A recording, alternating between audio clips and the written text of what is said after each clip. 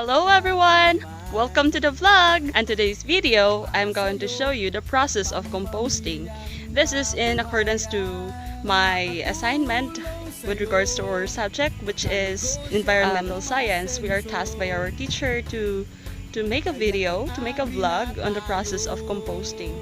And by definition, composting is a mixture of decayed materials or plants that will be used in improving the soil of your garden. Basically, if you don't have that good type of soil in your backyard, in your garden, then you can do composting just to ensure that you're planting your plants in a good type of soil. So here I'm going to make this composting in my backyard garden. So as you can see, I have already here a compost pit, this one.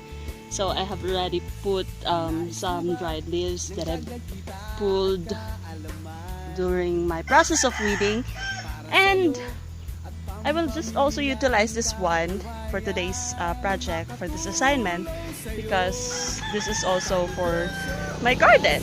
So the materials that I am going to use, we have the kitchen waste. So I'm going to go to our home to get the materials. Simpleng paraan, abilidad ang kailangan sa fisheries at poultry, livestock at sa farming. Recently, we had our fiesta celebration and we have here a lot of kitchen waste. Rice, that one. So I'm going to use this as my primary material in composting. Because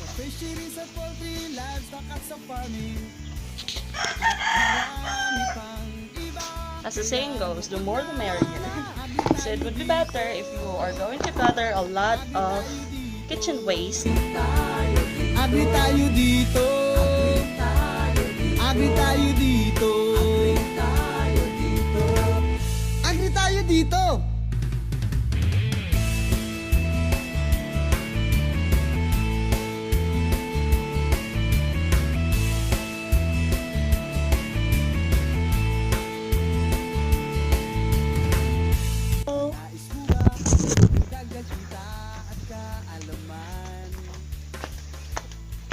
And our teacher said that we have to use a kilo or more.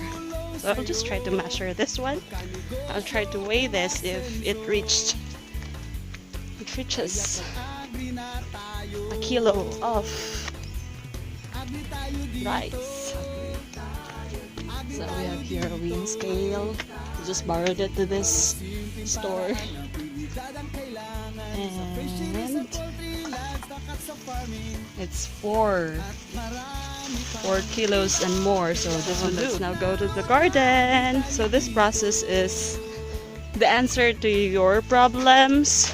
If you want to grow plants but you have no areas to be planted, you're in doubt because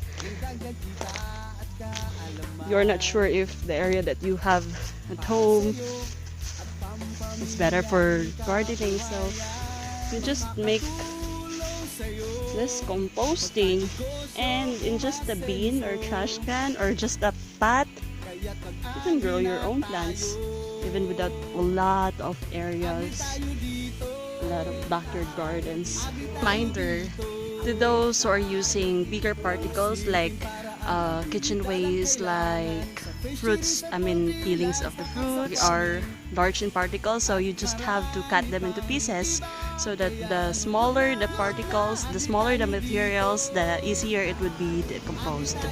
So I'm going to place the first layer, which is the kitchen waste.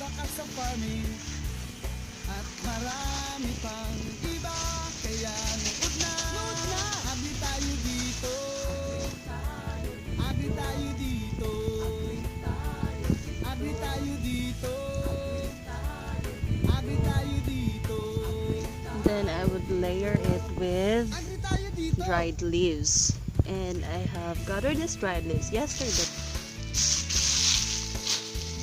Okay, so I have already here a sack of dried leaves. And I'm just going to pour it here for the second layer.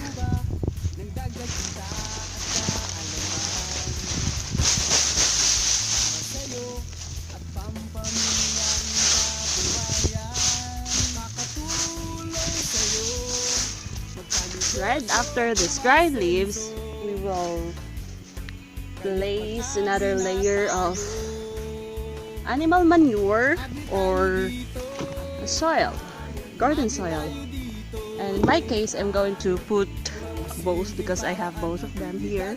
I have a cattle manure, and I'm also going to turn these bigger particles into smaller one so that it will be easily decomposed.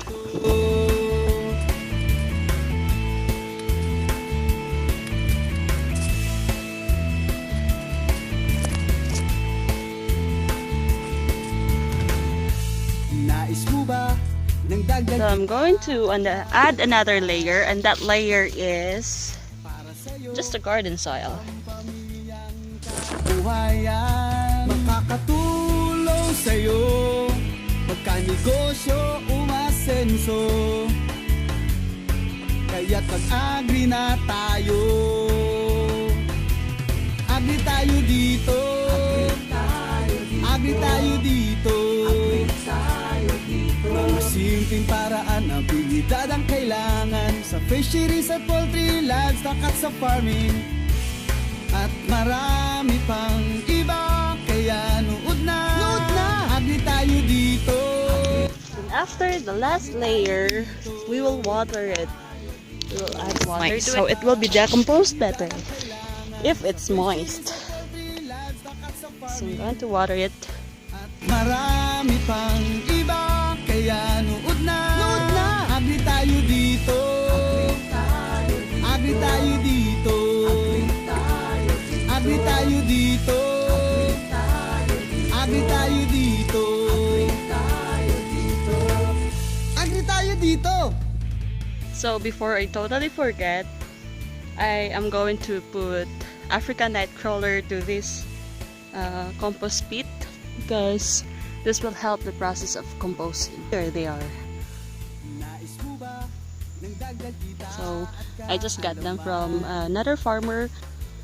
Para sa'yo at pampamilyang kabuhayan, makakatulong sa'yo. And then I'm going to cover it. I'm going to cover them with coconut leaves. Even if I have already restricted this area to animals and stray animals with the use of this netted fence, but still I'm going to do this in order to help the composting process to be done easier and faster. So that's all. I hope that I can also influence you guys in doing the same just for your garden, for you to be able to have good and better soil as your growing medium. Thank you.